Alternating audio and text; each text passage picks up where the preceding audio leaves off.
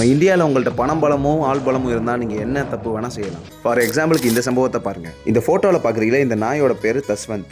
ஏன் நான் இவனை நாயின்னு சொல்கிறேன்னு ஃபுல் வீடியோ பார்த்தா உங்களுக்கு புரியும். இவன் 2017 சென்னையில் ஒரு சிறுமியை பாலியல் பலாத்காரம் பண்ணிட்டு அந்த பொண்ணை கொண்டு எரிச்சிடுறான். அப்புறம் இவனே போலீஸுக்கு கால் பண்ணி இங்கே ஒரு பொண்ணு இறந்து கிடக்குன்னு கம்ப்ளைண்ட் கொடுத்துருக்கான். அப்புறம் போலீஸ் விசாரிக்கிறாங்க. அப்புறம் விசாரணையில் தெரிய வருது இவன் தான் பாலியல் தொல்லை கொடுத்து அந்த பிள்ளையை கொண்டிருக்காண்டு. அப்புறம் இவனை போலீஸ் கோர்ட்டுக்கு கொண்டு போகுது. அப்புறம் கோர்ட் இவன் பண்ண தப்பெல்லாம் விசாரிச்சுட்டு இவனுக்கு ஜாமீன் கொடுத்துச்சு. அப்புறம் ஜாமீனில் வெளியே வந்த இவன் அவங்க அம்மாவே அடிச்சு கொண்டுடுறான். எதுக்காண்டி கொள்றான்? காசுக்காண்டியும் நகைக்காண்டியும். இதை பண்ணிட்டு ஆள் அதோட மும்பையில் தலைமறைவாயிடுறான். திரும்ப அவனை போலீஸ் பிடிக்கிறாங்க. அப்புறம் கஸ்டடியில் வைக்கிறாங்க. இப்போ பார்த்தீங்களாக்கு இவன் மேலே 2 வழக்கு இருக்கு. ஒன்று கொலை பண்ணது, ஒன்னு பாலியல் பலாத்காரம் பண்ணது. இப்போ இவன் பண்ண தப்புக்கு கோர்ட் 2025 ஒரு தீர்ப்பு கொடுத்துருக்கு. நீங்க என்ன தீர்ப்பு எதிர்பார்ப்பீங்க? மரண தண்டனை இல்லை ஆயுள் தண்டனை? ரெண்டுமே இல்லை, ஜாமீன் கொடுத்துருக்கு. என்னடா இவன் இவ்வளோ பெரிய தப்பு பண்ணியிருக்கானே, இவனுக்கு ஒரு சின்ன தண்டனை கூட கிடையாதான்னு கேட்டிங்களாக்கும் கிடையாது.